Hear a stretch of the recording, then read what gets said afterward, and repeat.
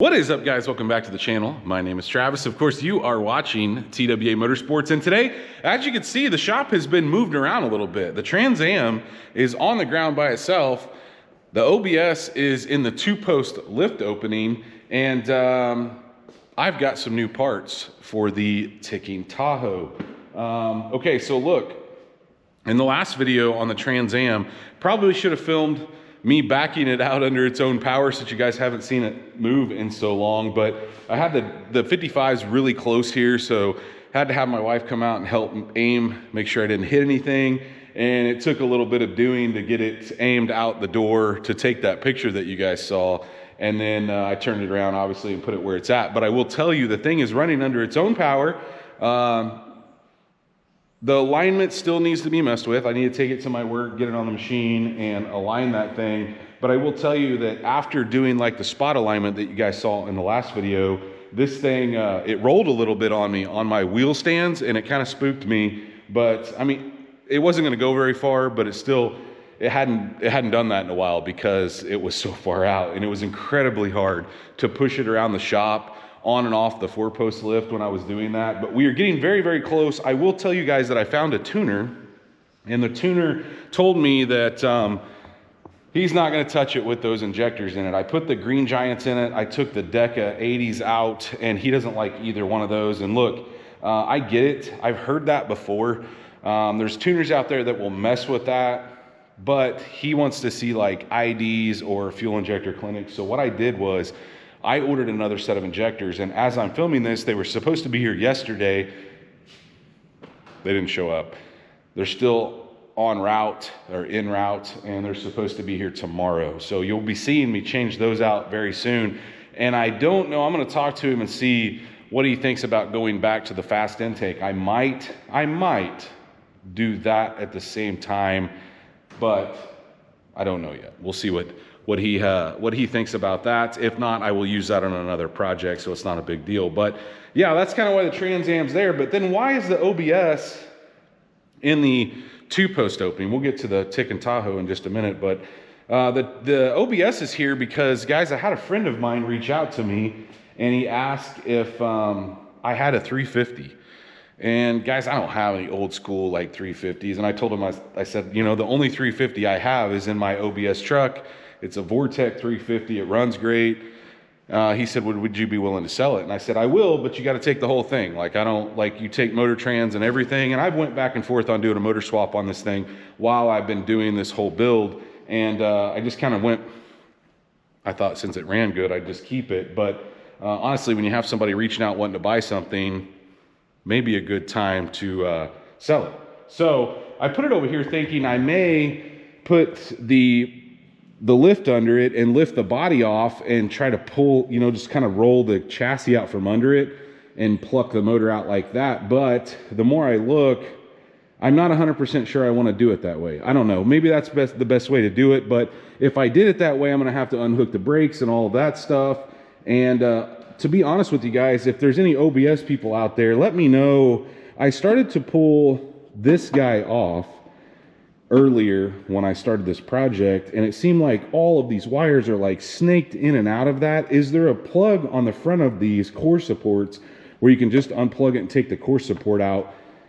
There's got to be. I would think there would be, but maybe I'm just missing it. I started to like snake all this stuff out, and I just didn't want to get it to a point where I couldn't get it back in the factory location. So let me know if there's a plug that I'm missing that I could just pull out, and then we could just pull the motor and trans out the front. I think that's probably the better option. Just unhook the exhaust and the wiring harness and whatnot and just come out the front with it. I don't know. Maybe I'm crazy. Maybe there's a better way to do it. Should I lift the cab off? Let me know in the comments what you guys think of that. But anyway, the ticking Tahoe. Guys, look, I've changed my mind, which happens often here. The red truck, right? So the red turbo truck is still sitting outside. I have not messed with it. It's still running. Look at that ginormous turtle right there. Holy cow. Anyway, that's where I live in the country. I haven't messed with that thing because I've changed my mind on the ticking Tahoe. Guys, I was going to put the turbo on it, but here's the situation. Dana is talking about going back to a SUV. And so what that What that ultimately means is this one may not stick around long. Maybe it will, maybe it won't. But if she goes back to an SUV, I really have no reason to have two of them. But I'm not gonna sell it broken. So what I have done is I've ordered some parts to try to fix the tick in this Tahoe. Now you guys know it's loud, right? As a matter of fact, let me grab the keys. I brought them out here, set them over here. It's noisy, okay? And I thought we could do a couple oil changes, put some stuff in the oil, and it would get quieter, but it hasn't. It's gotten quieter than it was, but it's gonna have to be replaced. There's no way around it. Let's listen to it here.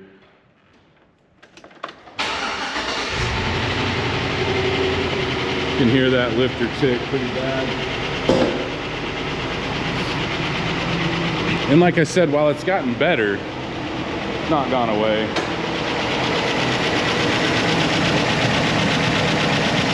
So, since that's the case, I have decided to order some parts and just do a cam swap on this thing with new lifters, with new hardware. So I'm gonna show you some of the stuff that I've gotten in, and I've wanted to try this cam. I don't think I'm gonna show you guys the cam in this video. Well, I don't have it yet, but I don't think I'm gonna talk about it because it's something I've wanted to try for a long time. Pretty popular in the MVS world, but we'll see. Like I said, I think I'll show you guys that when we get to that point. But I wanna show you some of the stuff that I've gotten because I've ordered several parts. I decided to get Melling lifters. I bought 16 of these. I know this is only 3 boxes, but I bought 16 of the JB 2079 lifters, and I've actually went ahead and unpackaged them, and they're soaking right now in some oil to get them ready for this whole thing to go down. I had really good luck when I had the blown up Suburban. I put these in when I did the Suburban, and I put the cam in it to do the DOD delete. These things were super quiet. Some people have had really good luck with them. Guys, there's so many knockoff LS7 injector or lifters out there.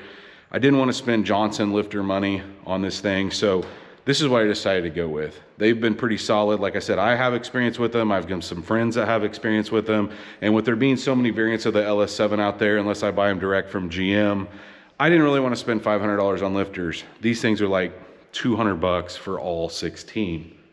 Will they work? We will see. Like I said, I've got a little experience with them. So anyway, other than that, I bought new water pump, new oil pump from Melling, got some new ARP cam bolts. I got front seal gasket. I got new lifter trays. I got valve cover gaskets. I got a new rear main. I got new head gaskets because obviously we have to pull the heads off, which sucks. Honestly, I'm back and forth of whether I should pull the motor out, but I think I'm gonna try to leave it in for this video, or the video when I start it. I've got a new LS2 timing chain. I've got new head bolts. That's what these guys are. I've got new exhaust manifold bolts. I do need to get some header bolts because I'm sure that we will break some off. And aside from that, I've got a set of LS3 springs over there. So when I get this thing apart, I'm gonna take my heads out to a local machine shop. I'm gonna have them check them over, just kind of clean them up, doing a valve job on them. And then I will have him put those LS3 springs on when it's going back together. But what I'm thinking, guys, is I'm going to do here is I'm gonna pull it apart maybe in one video, and then we'll go back together in a separate video because I'm not exactly sure how long he'll have my heads. It's a local machine shop, so I'm at kind of the mercy of however long he takes. I'm not gonna ship him out. I don't wanna be without him that long. I think he can knock him out in a couple days. So I think kind of that's the goal there, is to break that up into different videos. But I'm sure that you guys are bummed to not see the turbo go on it. I just think I'm gonna pull that truck apart and use that motor and turbo kit on something else. Not exactly sure what we're going to use it on yet. Maybe the green truck, maybe the white truck, maybe we find something completely different to use it on. But yeah, it's not going on the Tahoe. So I know that's gonna bum some of you guys out. I think some of you guys are really excited to see that, but I still think the Tahoe, there's still some stuff for us to do here on the Tahoe. And I'm still not sure if it's gonna sell or I'm gonna sell it, but yeah. I change my mind a lot, guys. I will also tell you, though, that my machine shop currently has a 6-liter that I've had setting back there in front of the Trans Am for a while. I took him that one and the blown up aluminum 5.3 that came in the Suburban, the one that we used those lifters on before. I took those both out to the machine shop. I thought that the aluminum 5.3 was wrecked, and he did confirm that the crank was toast. It is beyond repair. The block is even toast. The main caps are done. He said, you know, I'll recycle it for you, or you can take it back and recycle it if you want. So that's that, but he had another 6-liter. And so I told him, I said, look, I would like to build a really nice bottom end for a 6-liter. So he's gonna put a forged piston, forged rod, 6-liter together for me. And the goal, guys, I've actually already ordered a camshaft that's sitting over there on the cabinet for the green truck. I wish I would have done a 6-liter when I originally put that together. Now, with that being said, we're a ways off from that because I refuse to pull something else down without getting something else together. So Trans Am, really want to get it going. If I get the Trans Am going and I get the Tahoe finished, then we may dig into the green truck, but I refuse to have another one down without something else being roadworthy again. So that's kind of where we're at on that. And I told him not to take, you know, I'm in no big fizz on that, so take your time putting it together. But he did call me and ask me what kind of parts I'm going to be using on it. So I did already order a camshaft for it. But anyway, we got a lot going on out here. Like I said, I think in the next video, you're either going to see me digging into the Tahoe. I would like to have it in a different spot. So I would really like to do the OBS motor first. So let me know in the comments so I can get a start on that. If there's a good way to pull that radiator support off so we can come out of the front with that. And, or maybe the best way to do it would be to pull the cab off. I don't know. I really don't want to unhook the brakes though. Anyway, if you guys did enjoy this video, please, like always, smash that thumbs up button. Guys, if you are not subscribed, go down and hit subscribe. Of course, like always, ring that bell notification. That will notify you every time we get into one of these projects. And, of course, like always, guys, stay tuned to see what we work on next.